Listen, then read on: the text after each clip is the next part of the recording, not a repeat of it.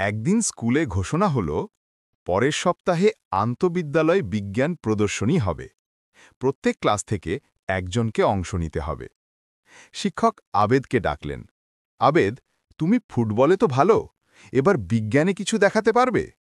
আবেদ ভয় পেল। সে বিজ্ঞানে তেমন ভালো না, কিন্তু চেষ্টাটা করতে চাইল। বাড়ি ফিরে বাবাকে বলল, বাবা, আমি তো জানি না কি দেখাবো। বাবা হেসে বললেন, তুমি যে জিনিস ভালোবাসো সেটা থেকেই শুরু করো।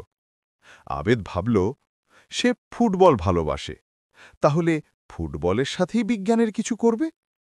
পরদিন মাঠে খেলতে খেলতে খেয়াল করল, যখন জোরে লাথি মারে বল দূরে যায়, যখন কোনাকুনি মারে বল বাঁক খায়।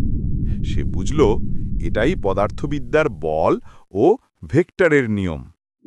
প্রদর্শনীর দিন আবেদ বোর্ডে আঁকল বলের গতি, কোণ আর বায়ুর চাপের ছবি। তারপর মাঠের মতো সাজিয়ে দেখালো কিভাবে কোনাকুনি মারলে বল বাঁক খায়। সবাই অবাক। শিক্ষক হাততালি দিয়ে বললেন, চমৎকার, তুমি ফুটবলকে ব্যবহার করেই বিজ্ঞানের নিয়ম শিখিয়েছ। আবেদ হাসল। সে বুঝল, যে জিনিস ভালো লাগে সেটার ভেতরেই শেখার পথ আছে। যদি গল্পটি ভালো লাগে তাহলে লাইক দিন, সাবস্ক্রাইব করুন আর শেয়ার করতে ভুলবেন না।